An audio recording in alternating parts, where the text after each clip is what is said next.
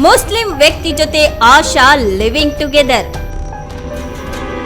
ಆಶಾ ಶವ ಬಿಬಿಎಂಪಿ ಕಸದ ಲಾರಿಯಲ್ಲಿ. ಆಶಾ ಸಂಶುದ್ದೀನ್ ವಿಚಿತ್ರ ಪ್ರೇಮ್ ಕಹಾನಿ.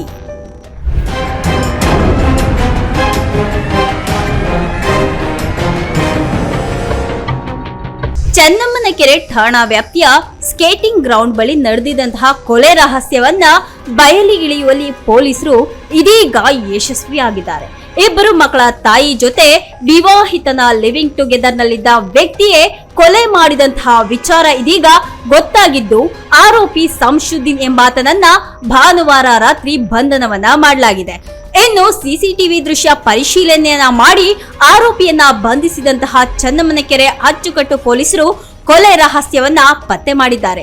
ಮೃತ ಮಹಿಳೆಯನ್ನ ಆಶಾ ಅಂತ ಗುರುತಿಸಲಾಗಿದೆ. ಇನ್ನು ಕೊಲೆ ಆರೋಪಿ ಸಂಶುದ್ದೀನ್ ಅಸ್ಸಾಂನ ಮೂಲದವನು.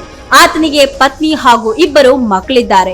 ಹೆಂಡತಿ ಹಾಗೂ ಮಕ್ಕಳು ಅಸ್ಸಾಂನಲ್ಲೇ ಇದ್ದು ಸಂಶುದ್ದೀನ್ ಬೆಂಗಳೂರಿನಲ್ಲಿ ಕೆಲಸವನ್ನ ಮಾಡ್ತಿದ್ದ. ಕಂಪನಿಯೊಂದರಲ್ಲಿ ಕೆಲಸ ಮಾಡುವಾಗ ಆಶಾ ಪರಿಚಯವಾಗಿದೆ. ಆಶಾ ಗಂಡ ಮೃತನಾಗಿದ್ದಾನೆ.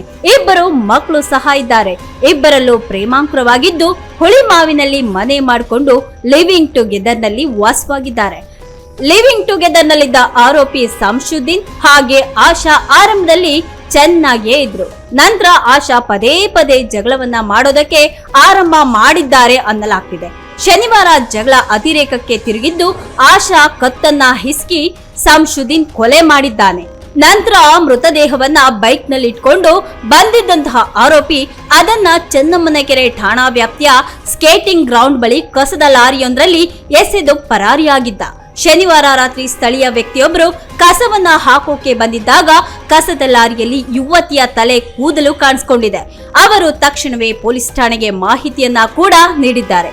ಸ್ಥಳಕ್ಕೆ ಧಾವಿಸಿದ್ದಂತಹ ಪೊಲೀಸರು ಶವವೊಂದು ಮೂಟೆ ಕಟ್ಟಿ ಎಸೆದ ಸ್ಥಿತಿಯಲ್ಲಿರೋದನ್ನ ಕಂಡಿದ್ದಾರೆ. ನಂತರ ಪ್ರಕರಣ ದಾಖಲಿಸಿಕೊಂಡಿದ್ದಂತಹ ಚೆನ್ನಮ್ಮನಕೆರೆ ಅಚ್ಚುಕಟ್ಟು ಪೊಲೀಸರು ಹಂತಕನಿಗಾಗಿ ಶೋಧವನ್ನ ನಡೆಸಿದ್ದಾರೆ.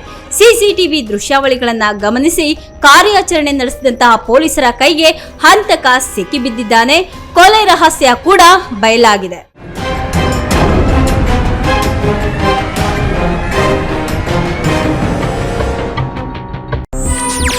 ಹೆಚ್ಚಿನ ಸುದ್ದಿಗಳಿಗಾಗಿ ನಮ್ಮ ಚಾನೆಲ್ನ ಸಬ್ಸ್ಕ್ರೈಬ್ ಮಾಡಿ.